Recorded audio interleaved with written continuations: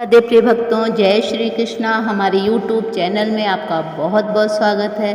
आज मैं आपके लिए बहुत ही ज्ञानवर्धक शिक्षाप्रद कहानी लेके आई हूँ। इस कहानी को सुनने से हम लोग बहुत कुछ सीख भी सकते हैं।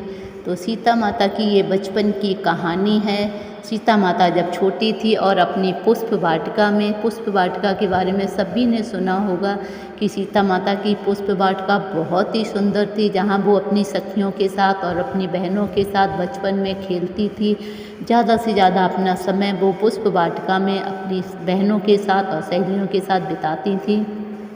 वहाँ से फूल भी तोड़ती थी, वहाँ शिव पार्वती की पूजा करती थी, भगवान राम जी के चरणों में भी वो हमेशा ध्यान करती थी और पुष्प चढ़ाती थी।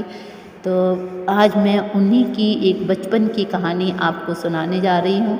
तो आप लोग बड़े ही ध्यान से इस कहानी को सुनिएगा, इस वीडियो को अंत तक देखिएगा। तो अभी हम शुरू करते हैं। सीता की पुष्प वनवास सिया महारानी का क्यों हुआ समझ ना पाए हैं। मधुकर पुराण से नई कथा हम आज ढूंढ कर लाए हैं। सीता की पुष्प वाटिका में एक तोता तोती रहते थे।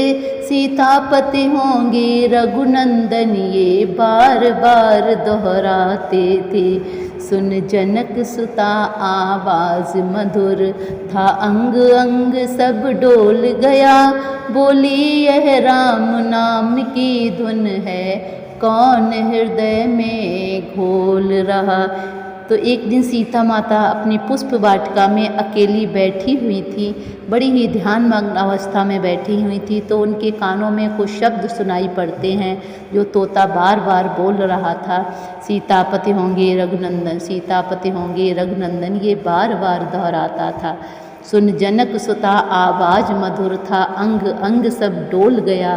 तो जैसे ही सीता के कानों में ये सुंदर मीठे से शब्द पड़ते हैं कि भगवान राम सीता माता के पति होंगे, तो उनके पूरा उनका जो अंग अंग अंदर से है वो प्रफुल्लित हो गया और वो खुशी से झूम भी उठी। क्या बोले इसको, उनकी जो फीलिंग थी। तो वो तोते के पास जाती हैं। तो मैं उसी के बारे में अभी आपको ये कहानी आगे की भी सुनाती हूँ। तो सीता की पुष्प वाटिका में एक तोता तोती रहते थे। सीतापति होंगे रघुनंदन ये बार बार दोहराते थे। सुन जनक सुता आवाज मधुर था, अंग अंग सब डोल गया। बोली यह राम नाम की धुन है, कौन हृदय में घोल रहा। सीता ने उसको कर में ले बहुविध उसको पुचकारा है। फिर बाद में मीठे बचनों से ये सुंदर बचन उचारा है। ये बात कहो कैसे जानी, सीतापति होंगे रघुनंदन या अवध नरेश बनेंगे वो जो सूर्यवंश के कुलभूषण। तो वो सीता जी उस तोते को के पास जाती हैं और उसको बड़े ही प्यार से पुचकारती हैं और उससे पूछती हैं कि तुमने ये बात कैसे पता है कि हमारे पति भगवान श्री राम होंगे। तो वो इसमें तोते से पूछती हैं। फिर तोता आगे बताता है, हजारों बरसें हुई सिया हम वन में कहीं से आए थे। तब वाल्मीकि जी स्वामी ने ये सुंदर वचन सुनाए थे। जीवन गाथा वो सिया राम की मुनिवर लिखते जाते थे। इस महापवित्र पुस्तिका को वो रामायण बतलाते थे। तो तोता अपनी बात को सीता जी के सामने रखता है। सीता जी को अभी भी विश्वास नहीं हो रहा है, तो वो थोड़ा ज़्यादा ही आगे बढ़ जाती हैं और वो बोलती हैं, सीता बोली कर सत्य हमें दिखलाओ तुम। तोती को घर पर जाने दो, लेकिन तब तक रुक जाओ तुम। तोता बोला ये कैसे हो, है तोती मेरी गर्भवती, ऐसी हालत में दुखहारी वो अलग विचारी कैसे हो।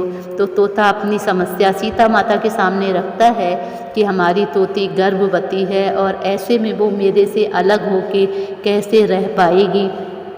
तो आप हमारे साथ ऐसा मत कीजिएगा, हमारी तोती से मुझे अलग मत कीजिए, क्योंकि इस हाल में उसको हमारी ज़रूरत है।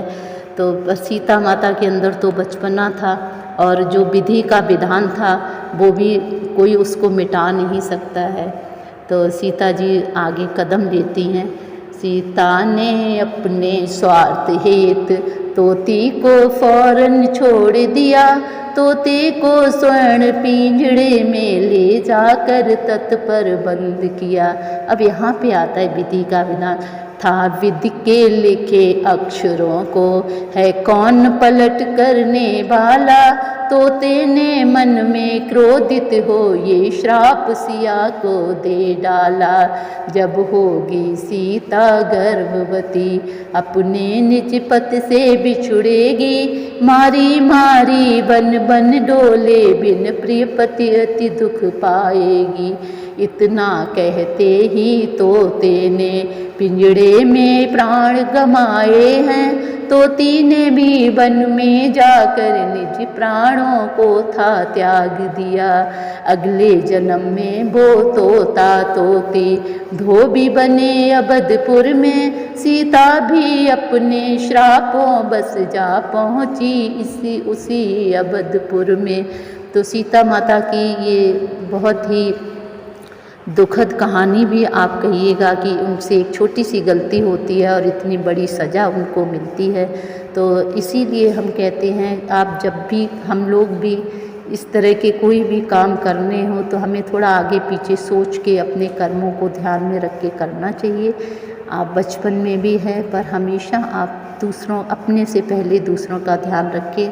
तो सीता माता जी की छोटी सी गलती के कारण उनको इतना कुछ भोगना पड़ा, क्योंकि कोई भी श्राप होता है कभी झूठा नहीं जाता है। अगर हम किसी के साथ गलत करते हैं तो जाने अनजाने में भी अगर हमारे से गलती होती है तो हमें उसकी सज़ा भी मिलती है। तो इस कहानी से हमें बहुत कुछ सीख लेनी चाहिए। तो जब सीता माता तो देवी थी, जब उनको भी ये सब भोगना पड़ा तो हम तो एक साधारण इंसान हैं, तो हमें भी अपने कर्मों का फल इसी तरह से भोगना पड़ता है। तो हमें भी अपने जो भी हम करके आए हैं, अगर हमें सुख मिलता है या दुख मिलता है अपने पिछले कर्मों के आधार पर, तो हम भी उनको खुशी खुशी भोगें और आगे के लिए हम भी शिक्षा लें कि हम किसी का कभी मन ना दुखाएं। तो थोड़ा सा आप इस कहानी को बड़ी धीरता से और गंभीरता से सुनिएगा। चैनल को सब्सक्राइब कीजिए, कहानी पसंद आती है तो लाइक कीजिए, कमेंट्स बॉक्स में राम और सीता माता का नाम ज़रूर लिखिएगा। नमस्कार, आज के लिए इतना ही। अगले वीडियो में फिर मिलते हैं किसी नए सब्जेक्ट के साथ। नमस्कार, धन्यवाद।